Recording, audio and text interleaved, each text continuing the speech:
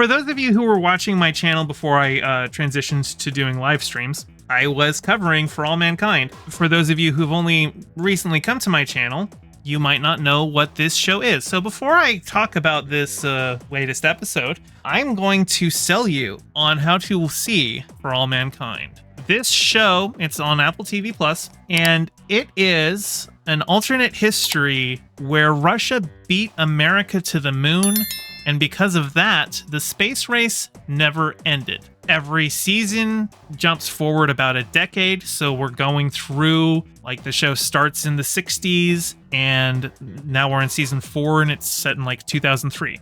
And so, you know, as we're going through the eras, we start to see ways that, because the space race never ended, how that impacts technology and culture. And it's a very hopeful show, even as it deals with, because the space race doesn't end, and because of the benefits of the space race on other, you know, parts of society, the Soviet Union actually, as of 2003, is still the Soviet Union. It did not collapse in the 80s like it did in our time. So it's very interesting to see just like little ways in which the society has changed. But like, it is overall, it is a very hopeful show. I have seen people like Jesse Gender described this show as basically like, this is the precursor to Star Trek.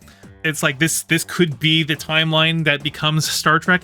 And Ronald D. Moore, who cut his teeth writing for Star Trek The Next Generation and Deep Space Nine before he went off to make shows like Battlestar Galactica, he is the showrunner for this show. And it really, really captures the spirit of human ingenuity and perseverance. And it's also kind of just a fun, like, sci-fi soap opera too. Like, there's just a lot of like good investment in just the interpersonal drama between all of these astronauts that I would highly recommend that you get into. There is a character who I don't think we're probably going to be seeing this season, but he's called Wayne Cobb, For All Mankind. This guy, even though he is a secondary character in the show, he is the husband of one of the astronauts. One of the big plots in season 1 is because the Russians get a female astronaut out there first, NASA is like, okay, well, we've got to get a woman on the moon. And so they start up a project where they're getting a bunch of female astronauts trained up real quickly, and his wife is one of the main ones. And Wayne is not what you would call a very masculine character. He's a painter, he's very in tune with his feelings, and he does not keep anything bottled up. He's very expressive with himself, and he deals with very real fears because his wife is an astronaut, which is an incredibly dangerous career. And the ways that he deals with his anxieties and his panics about that are expressed in ways that people might consider inappropriate, but that I think are very emotionally healthy for him.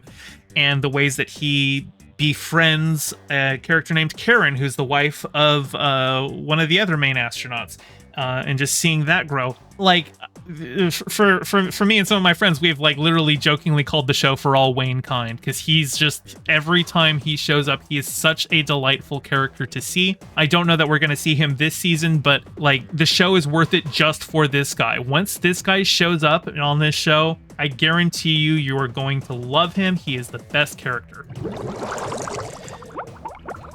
With all that out of the way, that is my sales pitch for why you should see For All Mankind. It is a fantastic show. And now that I have done that sales pitch, we are in season 4, and we're starting to stretch the limits of believability of some of the main cast still remaining.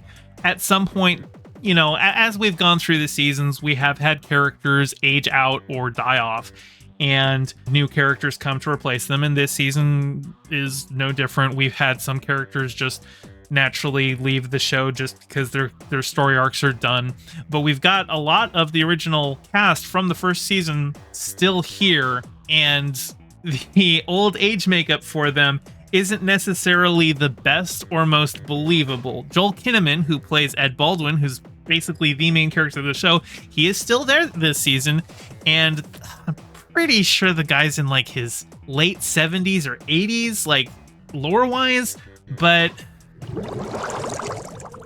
this is Joel Kinnaman in the current season of For All Mankind, and he's supposed to be late 70s or early 80s. Still going out into space because he used to be an NASA astronaut, but now he works for Helios, which is a private space contractor. And since he's been the boss forever, he basically gets just to make calls on who gets to go to space, and he just decides, well, I'm just going to live on Mars for a while. But Joel Kinnaman himself, he's 43 years old, and he really looks here like a 43-year-old in not at all convincing old man makeup. Like, literally, it just looks like, okay, we just highlighted some of your temple veins and then gave you gray hair and a beard. Maybe gave you a little bit of a crow's foot latex application here.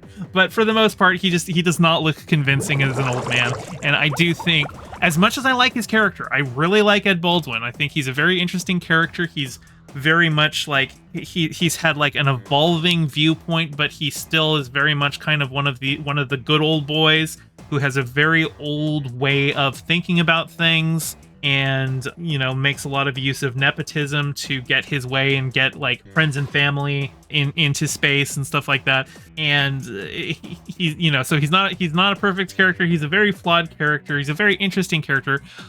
So and I think Joel Kinnaman plays him excellently, but I do think this needs to be his last season, at least in space, because I don't think this makeup is convincing. He just does not feel like a man in his 70s to me, but we'll see how it goes. Just like how the first season of For All Mankind was about them getting to the moon and setting up the first moon base and stuff, and then season 2 was about the moon bases in full swing and dealing with the combat for resources against the Russians and all of that. And then season 3 was about the race to Mars. Now that we're in season 4, Mars has been heavily colonized for like 8 years now. They're building up Happy Valley Base, and it's like a big collaboration between NASA, Roscosmos, and Helios, the private space contractor. And so we're seeing stuff like, for instance, because in the For All Mankind universe at this point, they have figured out helium-3 fusion power. There has been a big job loss for people in the fossil fuel industry. There's a new character this season who used to work on an oil rig, and he's been out of work for like 5 years because oil rigs aren't operational anymore. But he takes a job to go to Mars because they need people with his kind of oil rig drilling and construction experience. And just interesting things like that. And I'm very curious to see where we go with this. Now, in terms of picking up from last season, there are some questions left up in the air because Danny Stevens, who was responsible for the accident that killed a bunch of astronauts on Mars last season, we don't know what happens to him. Last time we saw him at the end of season 3, they had basically sent him to the North Korean crashed pod, set it up as like a prison for him, and said, okay, here's where you're going to be staying for the rest of your stay on Mars. And we don't know what happens to him. It seems to be implied that he might be dead now, because we did have a scene with his wife who was having a birthday party for their kid, and his wife was talking about how birthdays are hard, but they get easier every year. That generally suggests that, okay, he's probably dead now. But if he is, we don't know how it happened. Might also be that he's in prison somewhere, like maybe they brought him back to Earth. It's kind of hard to say. It seems like an open-ended question. I think they're implying that he died, but because Danny has been such a complicated character pretty much for his entire run on the show, and because he's been a character that we've seen since the first season. I mean, the first season he was, a little kid, as we've been able to follow him through the entire show's run.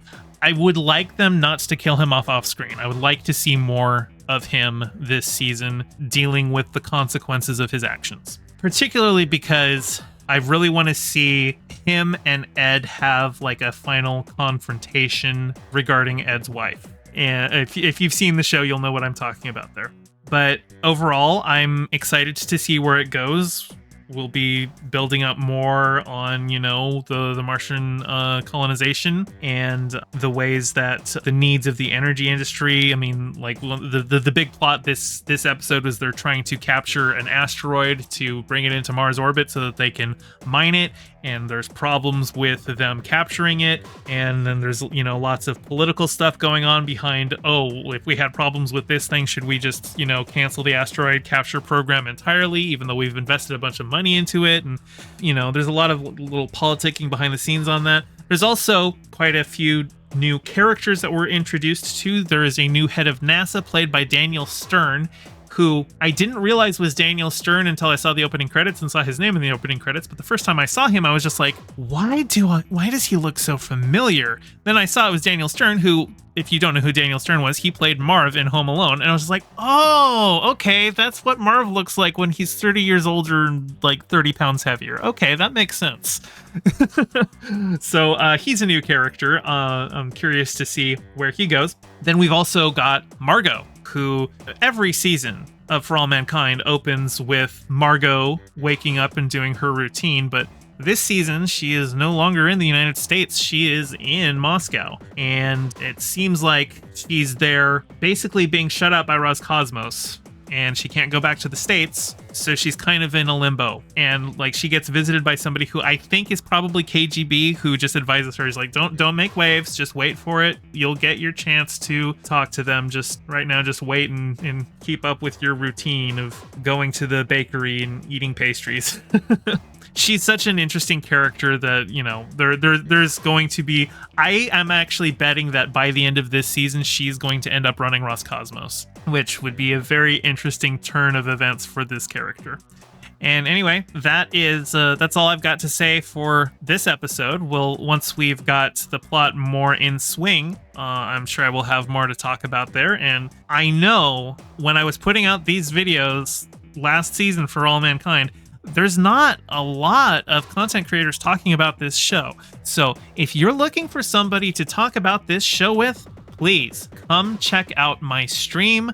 I'm going to be doing these reviews every Friday for the entire run of the season, and I would love you to come in and talk with me about it, because I love this show. I want everyone to watch it, and I know that the fandom for it is there, and that we are all desperate to find other people who are also watching this show. It's a really good show, and more people need to be watching it. I'm doing my part. Hey, thanks for watching. I'm trying to get my channel monetized, so your view means a lot. Don't forget to toss me a like, and subscribe, and ring the bell. I stream Mondays and Fridays at 5 p.m. and Sundays at 2 p.m., so catch me live and join in on the convo. You can find all my socials in the description below, and thank you to all my patrons, with a very special shout out to my Whale Shark tier patron Ryan D and my Anemone Friends tier patron Piftle Cakes. Your support means the world. Catch you next time.